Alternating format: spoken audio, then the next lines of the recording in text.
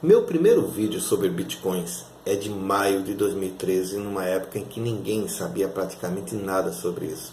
Foi uma resposta ao blogueiro Daniel Fraga, o primeiro a divulgar essa ideia de bitcoins nas redes sociais, e aquela minha resposta tinha diversos motivos. Na época, Daniel Fraga pregava coisas que eu achava, no mínimo, perigosas. Ele, por exemplo, fazia uma espécie de apologia aos bitcoins. Vendia a ideia de que o bitcoin era um tipo de moeda nova, libertária, autônoma, independente e rastreável, e que os governos não tinham qualquer tipo de influência ou gestão sobre os bitcoins. Mais do que isso, Daniel Fraga pregava que nós deveríamos nos libertar do Estado Marrodão, do Estado Babá, né, como ele costuma chamar, e com o uso do Bitcoin levaríamos à quebra do monopólio das moedas pelos países. Quando eu faço qualquer discussão de qualquer assunto, e quem me acompanha sabe disso, eu me saio melhor quando eu ponho o máximo de vertentes ideológicas de lado e aposto na prudência, e talvez seja por isso que quase sempre eu procuro ter um pé atrás quando vejo muita exaltação a respeito de algum tema, qualquer que seja ele. Naquele meu vídeo, repito, de 2013, eu destacava alguns pontos fundamentais e me orgulho de dizer que aquele foi um dos poucos vídeos sobre o assunto que se mantém atuais nos dias de hoje, mesmo tendo sido feito há quase 5 anos atrás. E que pontos são esses? 1. Valor do Bitcoin. O vídeo começava com um convite para pensar. Era exposto um recorte de um filme antigo em preto e branco, onde uma mulher, vítima da crise de 29, depunha e dizia que teve todo o seu investimento nas bolsas de valores, algo perto de $1 milhão, reduzido a um casaco de pele de chinchila. O Bitcoin, quando o vídeo foi lançado, tinha uma cotação de aproximadamente $120, e pouco depois daquele vídeo que eu fiz, chegou a valer perto de $1.000, um pouco mais até. Imagine quantas pessoas vieram no meu vídeo e me xingaram adoidado, tipo, você não faz a menor ideia do que está falando, comentador de YouTube, esse povo não sabe nada. Bom, é típico do estereótipo. Passado algum tempo, depois de assombrar o mundo com um preço de $1.000 por Bitcoin, o Bitcoin que surgiu do nada, veja aí, aquele espetáculo, de repente passou a valer de novo de $100 a $140. Ou seja, os bitcoins tiveram a sua primeira e drástica queda. No final do ano passado, os bitcoins chegaram a valer $17 mil. Porém, nesse início do ano, 2018, caiu para perto de $10 mil. Isso faz lembrar uma das frases mais importantes que eu disse no vídeo já em 2013. Isso significa dizer que em um curto período de tempo você pode estar ganhando muito, mas muito dinheiro. Mas lembra da moça do casaco de chinchila. Você também pode perder tudo, absolutamente tudo. Eu disse isso em 2013, mas é isso o que os especialistas de hoje repetem para quem quiser ouvir a respeito desses danados bitcoins. Investir em bitcoins é algo de altíssimo risco. E lá fora, tipo Estados Unidos, existem regras claras contra vender promessas de ganho se esses ganhos prometidos não acontecerem da forma como foi prometido. Exemplo disso foi a ação contra a Petrobras, promovida por empresas no exterior, que essas empresas utilizaram esse mesmo tipo de argumento. Aliás, quem patrocinou essas ações milionárias comprou o direito de diversos acionistas por mixarias, interpôs o processo e ganhou verdadeiras fortunas no acordão. Mas o vídeo hoje é sobre Bitcoin, não vamos falar disso, pelo menos não agora. Voltando ao assunto Bitcoin, eu entrevistei Rodrigo Souza quando ele estava nos Estados Unidos, logo Ele que foi um dos maiores críticos do meu primeiro vídeo, ressaltando que eu já fiz vários outros vídeos sobre bitcoins, né? E eu vou deixar aqui na descrição. Cara, na época do primeiro vídeo, a gente discutiu sem fazer inveja nenhuma, lavadeira de roupa, assim, de mão na cintura e tudo. Mas, depois disso, a gente ficou, no mínimo, com um bom relacionamento, tanto é que eu acabei entrevistando ele. Eu fiz um hangout com ele e quando terminou a entrevista, nos bastidores, ele disse a mim, ao Júlio, meu parceiro de sempre, que me ajudou nessa entrevista, ele me disse algo assim, né? Que achava que seria muito mais bombardeado. E nós dissemos a ele, mas como? Você concordou com praticamente tudo o que a gente disse. Assista esse vídeo se tiverem curiosidade. Rodrigo tinha que ser conservador e sob leis americanas, porque ele estava morando lá nos Estados Unidos, não podia vender promessas de lucro. Aliás, justiça seja feita, sei que ele retornou ao Brasil e não tenho visto ele fazer promessas fantásticas, mirabolantes sobre bitcoins, né?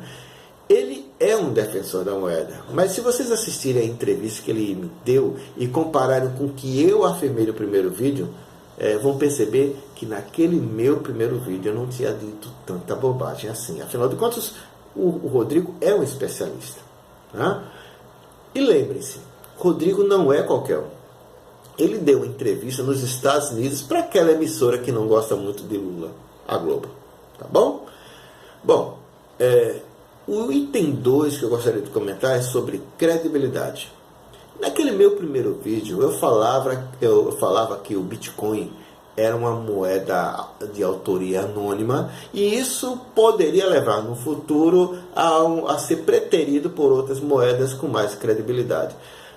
Apesar disso, o mundo demorou a perceber a importância das criptomoedas úteis para que se fosse percebida a necessidade de repensar as trocas voluntárias, não apenas no país de origem das transações, mas nas relações internacionais. Importante lembrar, porém, que os criadores do Bitcoin, que responderam inicialmente pelos pseudônimos de Satoshi Nakamoto, podem deter um número enorme de Bitcoins e gerar especulação da moeda para ganhos próprios. Tá? Eles podem manipular o mercado de Bitcoins. Isso é uma possibilidade. E considero isso uma falha grave nesse tipo de processo. Aliás, do tipo de processo do Bitcoin propriamente dito. Aliás, existem empresas de mineração atuais que são ditas como responsáveis de forma direta ou indireta por quase a metade da mineração atual. E claro, quem detém muita moeda pode especular e criar expectativas de ganhos e perdas. Assim, resta o alerta. Deter uma quantidade grande de bitcoins pode fazer com que os possuidores induzam os mercados a erros ou supervalorizações ou até grandes quedas, como ocorre nas bolsas de valores. Fica a dica. Daí, à medida que surgirem moedas com mais credibilidade, o valor dos bitcoins, e não das criptomoedas em geral, pode ser tremendamente afetado. Fica outra dica. Criptografias. Outra preocupação, mas que se manifesta não somente para os bitcoins, mas todo para o sistema de bancos e tudo mais, que o sistema de bancos, além das criptografias, existem outros métodos de segurança. Mas vamos falar das criptografias dos bitcoins. Uma preocupação, dentre tantas naquela época, é que um dia os supercomputadores poderão quebrar a segurança das criptografias, e para ser mais específico, na mineração de bitcoins e até quem sabe, na validação dos blocos no próprio sistema. Isso pode acontecer? Principalmente essa última tese, que é meio difícil. Em tese, sim. Portanto, toda atenção ao comportamento dos mercados nunca é pouca. Mesmo sem isso, podemos verificar o sumiço de milhares de bitcoins, de verdadeiros escândalos de desaparecimento de fortunas, especialmente naquela queda que eu falei, de 1000 para 100 a 140. Tudo isso muito mal explicado. A empresa sul-coreana Ubit é um dos últimos exemplos relevantes disso. já em dezembro de 2017, teve uma perda significativa da moeda.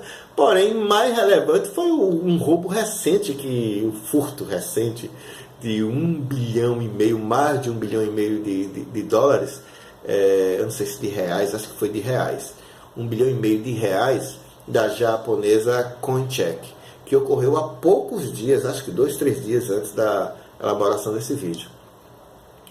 Outro aspecto, o quarto aspecto que eu gostaria de citar é a volatilidade. Naquele primeiro vídeo eu citava que usar Bitcoin como moeda, né, era algo altamente perigoso, especialmente para quem negocia com constância e também com mercadorias de giro longo. Dei o exemplo de uma concessionária de veículos que vendesse em bitcoins que poderia falir no primeiro mês se ocorresse uma volatilidade decrescente. Como pagar obrigações de 60 dias se vender um ativo, por exemplo, e recebeu apenas 60% desse ativo algum tempo depois? E claro, a pessoa vai ter que renovar o estoque, valorizado ou valorado em moedas correntes do país, com uma perda de ativos muito grandes.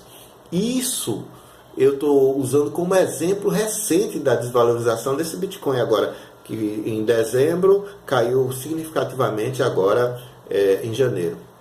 Se mantido, logicamente, esse patamar de desvalorização. 5. Regulação dos mercados e sensibilidade ao regramento. No meu primeiro vídeo, já em 2013, eu dizia que a valorização dos bitcoins depende da aceitação dos países de sua regulação. Eu parecia que estava dizendo uma heresia e fui muito xingado, muito criticado a fazer tal afirmação. Afinal de contas, o poder libertário da moeda seria algo além do poder dos estados. Assim dizia Daniel Fraga e seus seguidores apaixonados. Hoje em dia, verifica-se, por exemplo, as quedas da moeda apenas mediante a informação: olha, a China, talvez, quem sabe, a Rússia, agora recentemente a Coreia do Sul quer regular os bitcoins e permitir que apenas bancos realizem tais transações, ainda está se discutindo isso. E esse simples fato do anúncio da informação fez a cotação cair abruptamente, num primeiro momento, 15%. Isso contribuiu, claro, para essa queda atual dos bitcoins. 6. Mineração. Já naquela época eu falava que nós, cidadãos comuns, não conseguiríamos minerar mais bitcoins. O custo com equipamento e energia é elevado e hoje em dia, 2018, existem chips especializados de alto desempenho produzidos especialmente para minerar bitcoins. Isso tudo feito lá na China. É quase como se fosse um oligopólio da mineração. Aí é que surgem os tais chamados pools de mineração. O problema, e aqui outra dica, é que muitos, não todos, prometem ganho certo diante de um certo investimento. Fica a dica, repito, com base em tudo que foi dito, cuidado, tá? 7. As criptomoedas e o Bitcoin. As criptomoedas já causaram uma revolução, isso é inegável. Uma revolução no pensamento financeiro, especialmente onde o mundo, com sede de ser liberal, para a alegria dos mais ricos, está cada vez mais buscando as simplificações dos procedimentos das trocas voluntárias. O Bitcoin foi a pedra fundamental da busca pela eficiência das transações financeiras e pode vir a valorizar nos próximos anos. Mas, em minha opinião, é uma moeda, o Bitcoin, não estou falando de todas as criptomoedas. O Bitcoin está fadado à extinção.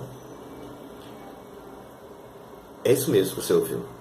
Apesar da ideia inovadora de ter gente no mundo todo trabalhando no seu aperfeiçoamento e segurança, a tecnologia usada na programação do Bitcoin em dado momento vai se tornar obsoleta. Não adianta fazer tanto remendo, porque em um determinado momento vai se tornar obsoleta.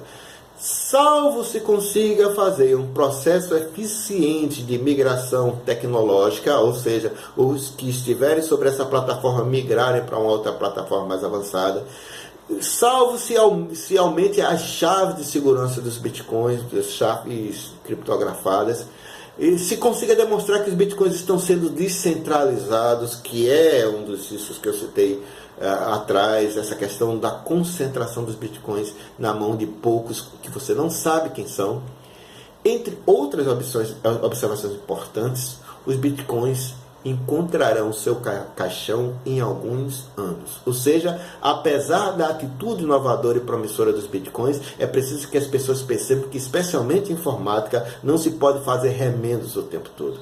Em algum momento, o processo se exaure e vai ser buscado algo mais moderno, com uma concepção atualizada em relação às necessidades do mercado, em relação até àquela concepção inicial que foi criada com o Bitcoin. Então, isso tudo pode ser modificado. Como investidor, se você for esperto, cuidadoso, atento, pode ganhar sim dinheiro com Bitcoins. Mas tenha consciência de que todas as agências de riscos, quer aqui no Brasil como no exterior, alertam para os riscos de se investir nisso. Se vai utilizá-lo como moeda, cuidado, especialmente se o bem negociado for imóvel, por exemplo. Se você vendesse esse imóvel em dezembro em bitcoins e quisesse transformar essa venda em moeda, hoje perderia perto de 40% do valor da venda. Mas, de repente, se você comprasse em um determinado momento de alta, você poderia ficar muito rico de repente, tá? Então, se quer investir, procure alguém de confiança. Pesquise, né? Pesquise também sobre a credibilidade dos agentes que vão te fornecer bitcoins, né? Não lembro do nome da empresa do Rodrigo Souza, mas me parece uma boa dica. Ele nem sabe que eu estou fazendo esse comercial dele, até mesmo porque nos vídeos anteriores ele foi comunicado que eu estava fazendo, e esse vídeo eu não comuniquei nada para ele não. Mas depois da entrevista que eu fiz com ele, ele me pareceu uma pessoa razoavelmente confiável, apesar de ser um coxinha, e todo coxinha tem seus vícios, mas isso não mata, tá bom? Espero ter ajudado você a entender melhor o assunto, a ter se atualizado sobre o assunto, e no mais, valeu!